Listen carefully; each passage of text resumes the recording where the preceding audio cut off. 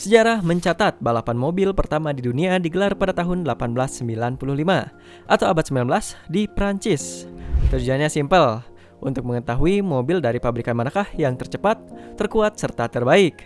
Dan otak di balik itu semua adalah dua sejoli, Émile Levasseur dan juga René Panhard, atau nama legend mereka adalah Panhard et Levasseur. Keduanya adalah insinyur otomotif yang menggelar balapan untuk mempromosikan bisnis bengkelnya. Gak tanggung-tanggung, balapan yang mereka gelar juga dimulai dari kota Prancis sampai dengan kota Bordeaux, Bergu, dan balik lagi ke Paris, yang biasanya memakan waktu hingga 2 hari dengan jarak tempuh yang biasanya mencapai 1176 km. Pada perdana penyelenggaraannya, tercatat ada sebanyak 23 mobil ikut berpartisipasi, mulai dari merek Streamer, Serpollet, Peugeot, dan pabrikan Panhard sendiri ikut berkompetisi, yang dimana saat penyelenggaraannya hingga garis finish hanya ada 9 mobil yang bertahan. Itulah kisah awal mula ajang motorsport hingga di tahun-tahun berikutnya mulai berkembang. Gokil gak? Mirip-mirip lah dengan kisah endurance race. Motorsport adalah istilah umum yang digunakan untuk mencakup olahraga kompetitif yang melibatkan kendaraan bermotor, baik roda 4 atau lebih, roda 2, perahu, sampai dengan balapan udara. Teruntuk kompetisi kendaraan bermotor yang beroda 4 atau lebih, secara global dinaungi oleh FIA, sebuah badan yang didirikan karena adanya ketertarikan orang-orang terhadap kompetisi yang berada di Prancis tersebut. Dan FIA sendiri merupakan sebuah singkatan dari Fédération Internationale de Automobile.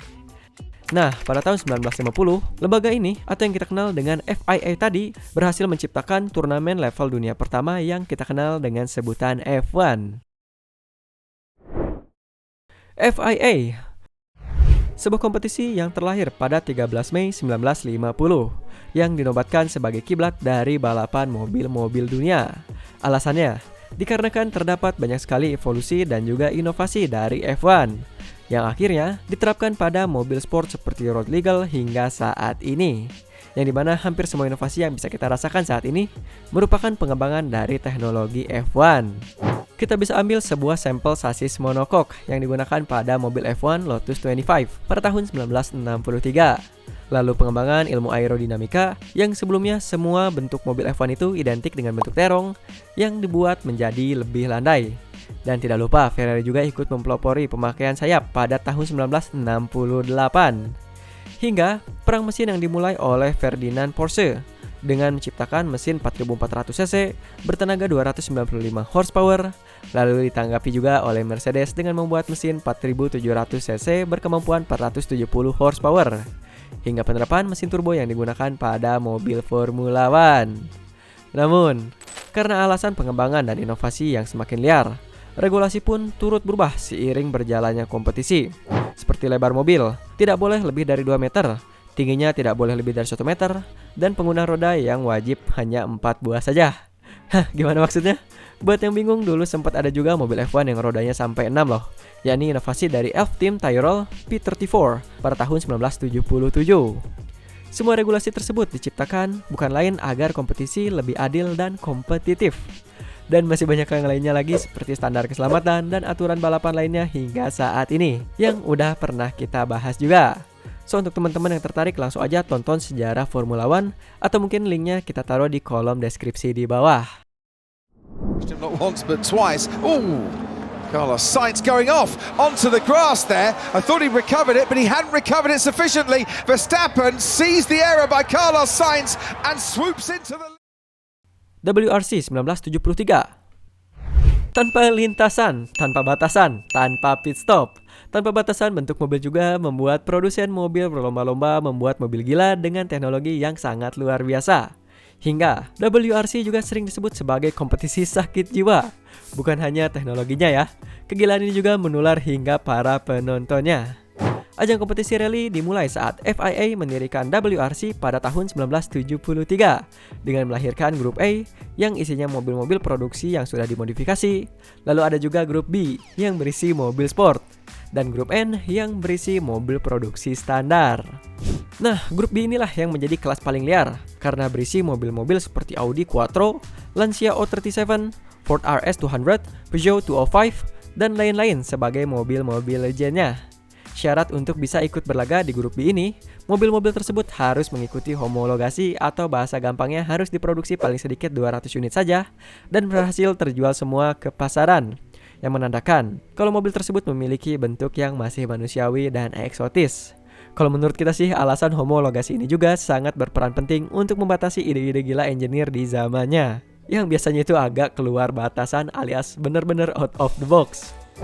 Sementara untuk grup A atau grup A, wajib diproduksi sebanyak 4.000 unit. Artinya mulai dari desain, spek, dan harga harus lebih masuk akal lagi. Maka jelas dengan peraturan homologasi seperti ini, rally grup B dipenuhi dengan monster-monster dengan desain ala cyberpunk dan kekuatan tak masuk akal.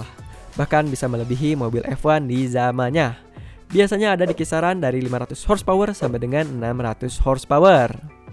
Tapi sayangnya pada tahun 1987, grup B di-banned dari ajang WRC dan dilarang turun ke ajang balapan. Hal ini dikarenakan banyaknya terjadi kecelakaan pada tahun tersebut dan grup A menjadi standar peraturan hingga tahun 1997 karena dianggap masih lebih aman. Dan di era ini nih, pabrikan Jepang mulai unjuk gigi dengan mobil ikoniknya seperti Celica GT4, Lancer Evo, dan Subaru berbintang Impreza.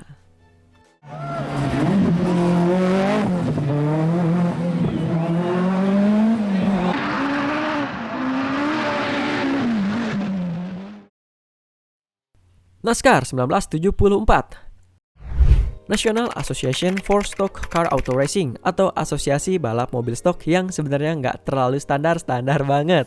Apalagi untuk orang-orang Indonesia yang standar mobilnya LCGC dengan harga mahal karena pajak yang tinggi. Mobil-mobil pada kompetisi ini hampir mirip F1 yang semua bentuk mobilnya sama. Yang membedakannya itu adalah masalah mesinnya. Nah, terus kenapa dibilang stok? Alasannya karena pada saat awal terbentuk balapan NASCAR bermula dari para moonshiner, istilah bagi para pembuat dan penjual oplosan ilegal yang sering menyelundupkan barang haram tersebut menggunakan mobil standar, yakni Ford Business Coupe tahun 40-an.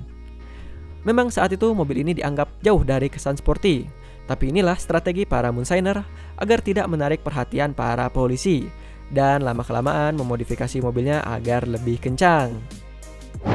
Namun karena dengan berjalannya waktu kegiatan tersebut semakin sulit untuk dikerjakan, membuat mobil-mobil angkutan tersebut banyak yang mangkrak. Sehingga pada tahun 1947, William Bill France SR, seorang bisnismen mendirikan balapan resmi yang bernama NASCAR untuk menghidupkan lagi para moonshiner dengan kesan yang lebih positif. Balapan ini cukup unik karena menggunakan dirt track atau trek yang berbentuk oval dan hanya memiliki belokan ke kiri dengan kemiringan tertentu. Selain itu, spek mobil NASCAR juga wajib memiliki kecepatan di atas 300 km per jam, yang jika digeber terus-menerus akan susah untuk bermanuver. Tapi jujur, yang bikin kita salut dengan mobil-mobil ini adalah durabilitasnya yang sangat tinggi. Nah, seiring berkembangnya zaman, banyak seri juga bermunculan seperti NASCAR Gender Outdoors Truck Series dan Divisi 2 NASCAR Xfinity Series yang menggunakan sirkuit sama seperti pada umumnya.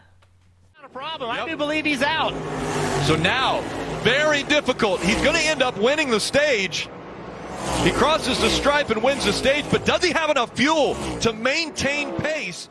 And what about Le Mans 24 Hours 1923. Dari penamanya aja, jelas balapan ini merupakan balapan seorang driver sejati, yang berarti harus balapan selama 24 jam non-stop. Balapan ketahanan paling populer dan tertua di dunia ini sempat difilmkan dan mengisahkan tentang dua pabrikan besar yaitu Ford versus Ferrari. Sebenarnya kita juga udah bikin sih skripnya tentang film yang satu ini. Cuma begitu mau masuk voice over kok rasanya ngeri kalau sampai kena copyright dan akhirnya nggak jadi. Le Mans 24 Hours digelar pada tahun 1923 di kota Le Mans, Prancis, yang dilakukan pada sirkuit jalan raya. Le Mans 24 Hours tidak hanya untuk menguji kekuatan sebuah mobil, tapi juga 3 pembalap harus bergantian balapan dengan mobil yang sama non-stop selama 24 jam. Dan secara garis besar, Le Mans 24 Hours terbagi lagi menjadi 2 kategori, yakni balapan mobil prototype dan juga GT. Oleh karena itu, banyak pabrikan yang ikut kompetisi ini menjadikan sebagai wadah inovasi dan teknologi baru mereka tanpa harus memikirkan bentuk-bentuk mobil mereka. Sehingga terlahirlah mobil-mobil luar biasa yang terkadang malah susah untuk dijual ke pasaran. Contohnya LMP dari Audi yang bisa dipakai derek pesawat, Oh ya, kepanjangan dari LMP sendiri adalah Le Mans Prototype. Corvette's race ended a little after breakfast time. The remaining car collected by Francois Perrodo, gentleman driver in one of the LMP2 cars. Trying to stay away from a class rival, he inadvertently clattered into the... Oke, sebenarnya masih banyak lagi kompetisi balap yang lainnya yang dinaungi oleh FIA, seperti karting, balap truk, panjat tebing, hingga yang terbaru Formula E. Mungkin di kesempatan lain nanti kita bakalan tambah lagi dengan pembahasan-pembahasan kompetisi FIA lainnya. So, kalau banyak teman-teman yang tertarik, langsung aja tulis sebanyak-banyaknya di kolom komentar di bawah. Nah, balik lagi, sedikit pembahasan untuk Formula E sendiri adalah sebuah kompetisi yang dimiliki oleh FIA dari Jean Todt, yang dimana formula ini adalah cara untuk mendemonstrasikan potensi kendaraan listrik sebagai alternatif yang lebih bersih dari polusi udara dan suara. Dan semenjak balapan pertamanya pada tahun 2014 di Beijing, Cina, Formula E masih berusaha menaikkan popularitasnya sebagai kendaraan balapan masa depan, yang tujuannya bukan lain untuk menggantikan Formula One. Walaupun masih banyak juga yang belum menikmati balapan ini karena mobil-mobilnya yang nggak bersuara, apalagi mengingat jarak menonton yang sangat jauh. Hal tersebut jelas malah bakal mengingatkan kita dengan nyamuk yang muter-muter di dekat telinga. Dan itulah sejarah kompetisi balapan yang dinaungi oleh FIA. Semoga semakin banyak kompetisi lainnya yang bermunculan di dunia balap mobil, agar lebih banyak varian kompetisi yang bisa kita nikmati. Seperti biasa, jangan lupa tekan tombol subscribe dan loncengnya. Jangan ragu untuk berkomentar sebanyak-banyaknya. Saya Muhammad Karim undur diri. See you in the following videos and thanks for watching.